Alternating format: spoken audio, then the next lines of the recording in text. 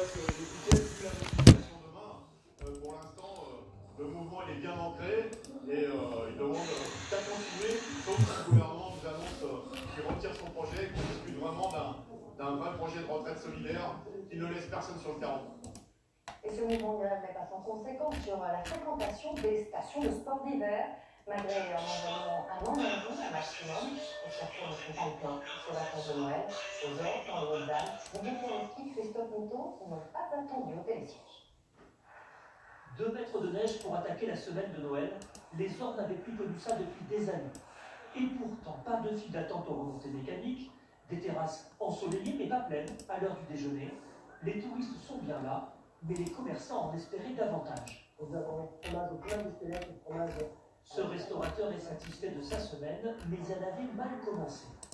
On a surtout les tables qui venaient de Lyon, de Paris, qui ont annulé pour le samedi soir, la dernière minute, car ils n'avaient pas de train pour venir à la station de ski. Résultat, un restaurant à moitié vide ce soir-là.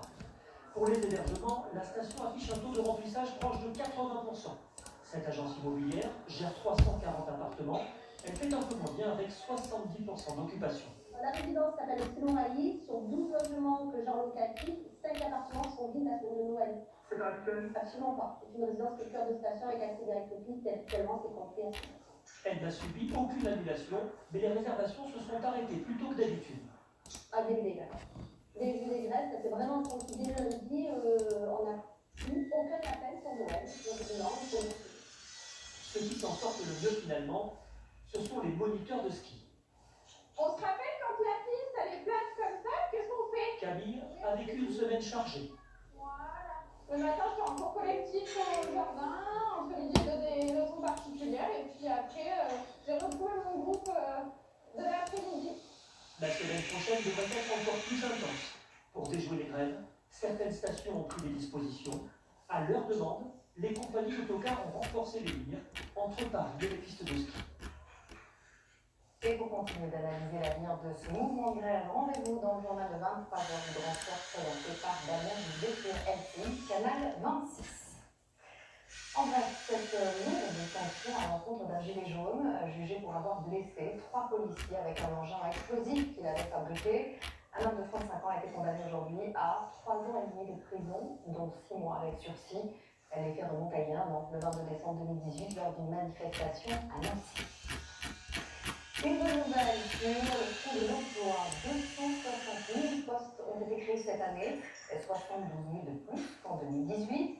Une embellie qui a profité à l'ensemble des secteurs et notamment à l'industrie et au bâtiment. Illustration Touraine avec Cécile Madronet et Félix Huel. À 30 ans, Quentin est un menuisier heureux. Quand il a postulé dans cette entreprise de 260 salariés en début d'année, son recrutement s'est concrétisé en un mois. Vous êtes embauché en CDI avec un salaire plus élevé que celui de l'avant, et puis avec tous les avantages d'une grosse entreprise. Cette menuiserie travaille essentiellement pour de grands groupes et des collectivités locales. Elle a embauché 33 personnes en 2019 pour développer son activité. Des créations d'emplois facilitées par la baisse des charges sur les salaires. Le fait d'avoir moins de charges sociales à payer permet de réduire le coût du travail et du coup d'être plus compétitif. C'est un environnement qui est quand même beaucoup plus favorable que celui qu'on a pu connaître il y a 5-6 ans. En 4 ans, l'économie française a créé 1 million d'emplois. Le chômage atteint son niveau le plus bas depuis 10 ans, 8,5% de la population active. Aujourd'hui, pour recruter dans la menuiserie, il faut rendre le métier attractif. Ici, un débutant est payé 2 000 € avec des perspectives d'évolution, des primes et un intéressement. D'autres secteurs créent des emplois en France, notamment l'agroalimentaire. Cette laiterie compte 125 salariés et 7 nouvelles embauches en 2019. Ici aussi, il faut attirer des jeunes en s'appuyant sur les aides à la formation proposées aux chômeurs. Par exemple, pour les personnes qu'on a embauchées, il y a 3 personnes qui ont bénéficié de ces aides. Donc ça a été à peu près 4 mois où elles ont pu tester justement les métiers, voir si ça leur plaisait. Et nous, vraiment 34 mois pour les former, pour qu'elles puissent vraiment embrasser leur nouvelle fonction de façon sereine. L'an prochain, la laiterie poursuivra ses embauches pour remplacer une dizaine de départs à la retraite. C'était une grande première pour un jour férié. Le 25 décembre dernier, une centaine de magasins dont Casino ont ouvert sans caissière. Une innovation qui va se renouveler le 1er janvier pourrait être un premier pas. Alors bientôt, il pourrait y avoir une caissière, une caisse, en quête dans un futur pour le moins déconcertant de Jérôme Garot et Ken. Ils font partie de notre quotidien et pourraient bientôt disparaître sous leur forme actuelle. Imaginez, plus de caisses, plus de cartes de crédit, des supermarchés intelligents capables de vous reconnaître.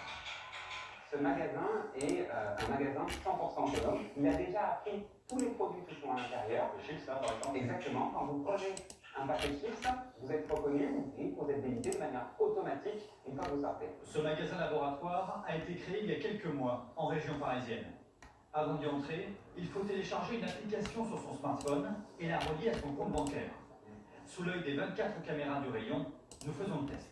Là par exemple, je prends du thé vert, qui s'affiche dans mon panier, automatiquement, je prends un deuxième produit, des crackers, ça s'affiche aussi. Et si je veux terminer avec une sauce par exemple, voilà, mais je vais changer d'avis, je veux une sauce, je la repose. Voilà, j'ai un panier, deux produits et j'ai tout opté magasin. Pour en arriver là, chaque produit de ce rayon est photographié, recomposé en 3 dimensions et enregistré par un logiciel.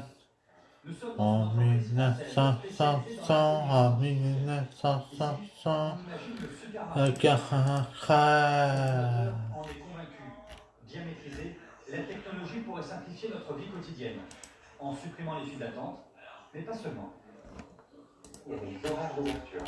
Ces horaires d'ouverture sont limitants pour certaines personnes. Donc du coup, ça permet d'ouvrir 24 heures sur 24 le magasin, car il est autonome. Le tracking et la reconnaissance faciale peut aussi nous faciliter la vie et nous enlever plein de bouchons qu'on a dans notre quotidien. Et donc, on a gagné du temps.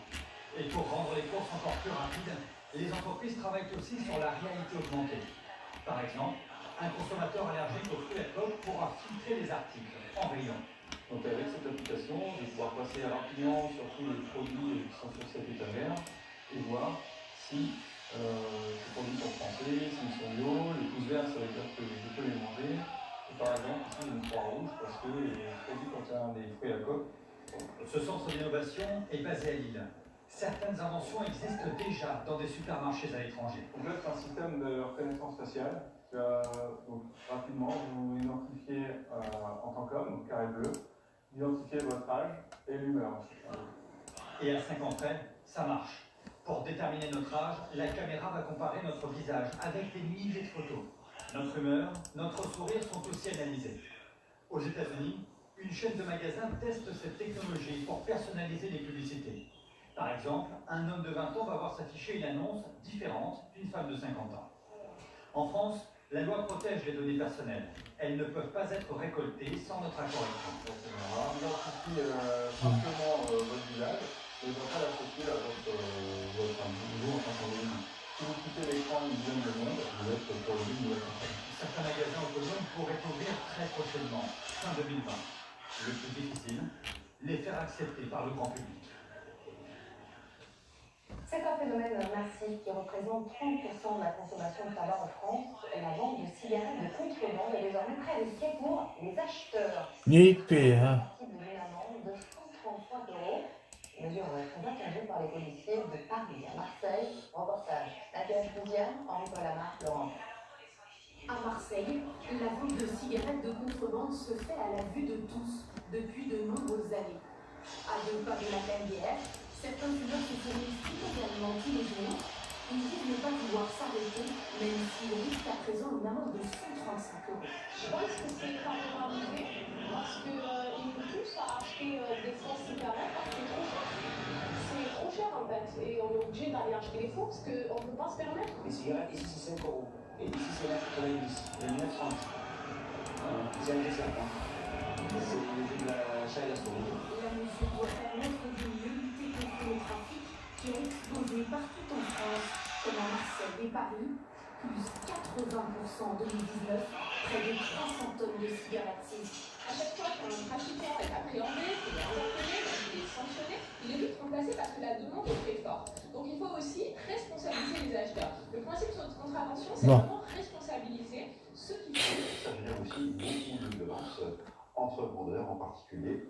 Et donc ça nécessite l'intervention quotidienne des forces de police aussi pour pacifier entre guillemets la voie publique.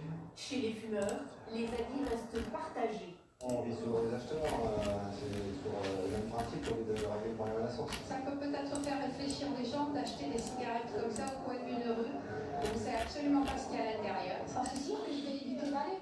Ça c'est sûr. Parce que je vais pas prendre une marin vendue parce que je devrais la payer. Mais pour mettre un terme à la contrebande, les autorités se concentrent surtout sur les importations illégales massives de cigarettes. Il y a 10 jours, les douanes en ont intercepté 4 tonnes à Calais, en provenance de Belgique. Il est à consommer avec modération, mais le vin reste un incontournable des repas de fête. 60% des Français en boivent en cette fin d'année. Et les grands crus se bousculent sur certaines tables, de quoi en faire un butin juteux pour les cambrioleurs. Les vols de bouteilles se sont multipliés ces derniers mois. Résultat, les caves prennent des allures de bunker. Enquête Jean Grenier, David Bordier, Corinne Dijon. Dans ces caisses en bois se trouve un trésor, des Bordeaux et